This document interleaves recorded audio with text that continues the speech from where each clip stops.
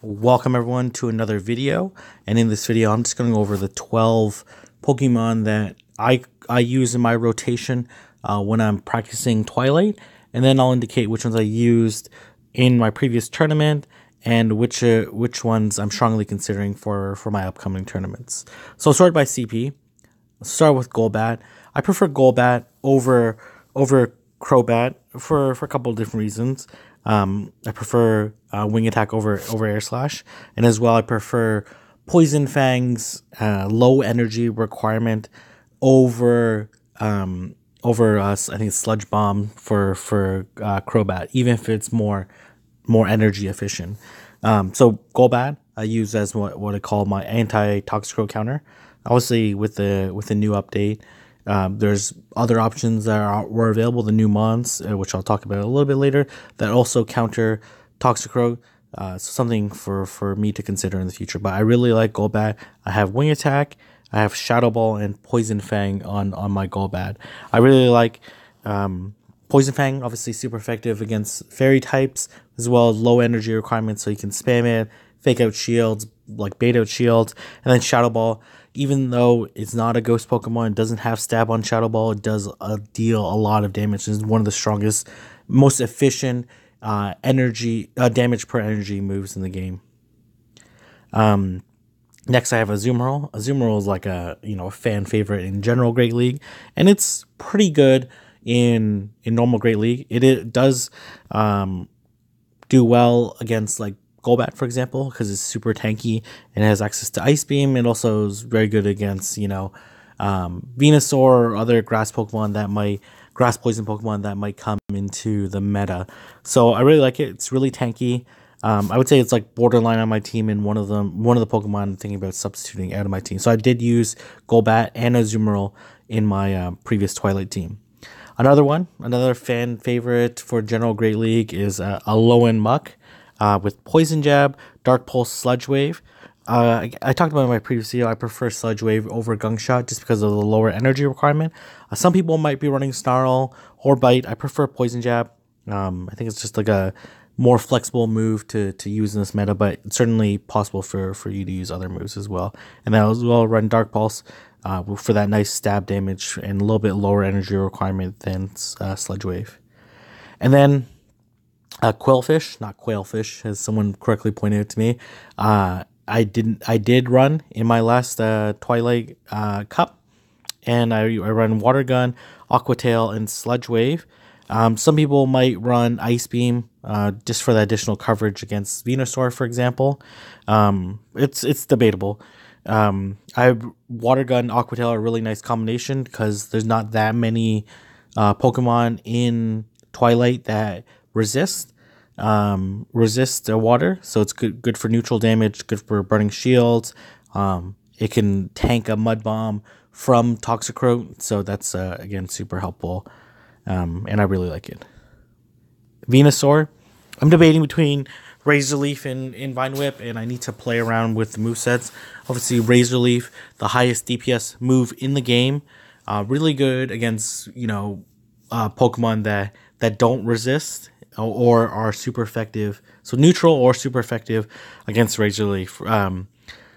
So just because it deals so much damage. And then obviously Frenzy Plant, one of the best charge moves in the game, one of those community moves. And then Sludge Bomb, just for some additional coverage if you end up going against a Pokemon that double resists the grass moves. Frostlass, a Pokemon that I'm very strongly considering for Twilight, my next Twilight Cup, has Powder Snow, Avalanche, Shadow Ball, similar to Quillfish. There's not that many things that resist snow or ice moves, I should say.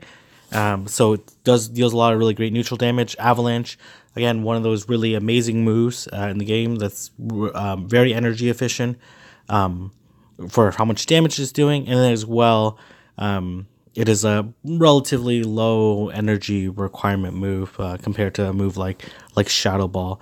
And then with that stab damage, it's like gonna one shot most Pokemon in Twilight. So it's really nice. It is a little glassy, so that's something I need to take into consideration. Toxicroak, Toxicroak's kind of like, I call it my home run hitter. It KOs or faints or beats a lot of Pokemon because of its move pool. With counter, it can deal super effective against damage against dark Pokemon like Tyranitar or Umbreon that you might see.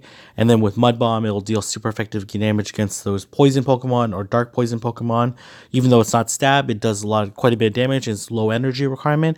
And then Sludge Bomb is good for, the fairy types that you might encounter, or situations where it's the better of the two options against a Golbat, for example, if you end up in that bad matchup and you want to do some damage.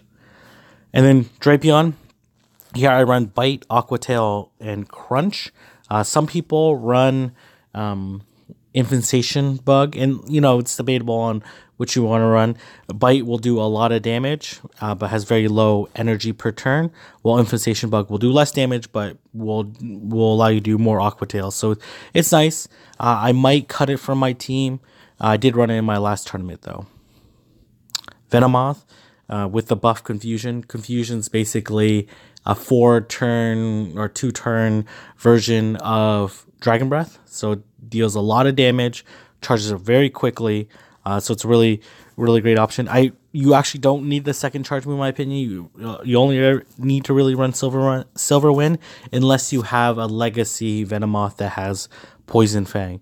So it only takes 4 Confusions to KO a Toxicroak. So if you switch in to a Venomoth and your opponent's not that quick at switching out, it can really cost them the match. And then Skunk Tank. Skunk Tank is my MVP. I think it's like a really great Pokemon. I run Poison Jab, Flamethrower, and Crunch. Poison Jab is great. And then Crunch to deal that stab damage. And then Flamethrower deals that like really nice, especially with the new update, deals this really nice damage per energy conversion. So it does a lot of damage. And so if you're going up against a mirror match, Flamethrower is favored over Crunch. If you're going up against anything that doesn't resist a Flamethrower and is neutral, then Flamethrower is definitely the preferred matchup generally. Obviously, you take into consideration that it does take a little bit more energy than Crunch. And then Tentacruel is kind of like swing for the fences type Pokemon. If they don't have any shields, it like Hydro Pump will KO virtually the entire meta. The problem is it takes a really long time to get to a Hydro Pump or Sludge Wave in this particular scenario. So really, really, really, really strong Mon, but it does get impacted by how slow it takes to generate the energy. It's quite tanky and can take a lot of damage, but you have to use it in the right situation. If they use one shield, then you've just wasted a lot of energy trying to do damage that will do no damage. So I really like it. I'm probably not going to run it for my... Oh, I have one more. Probably not going to run it for my Twilight Cup, but it is a consideration. Then Umbreon with Snarl, Last Resort, and Dark Pulse. Actually, I think I might run Faint Attack instead of Snarl. Actually, I had to look that up.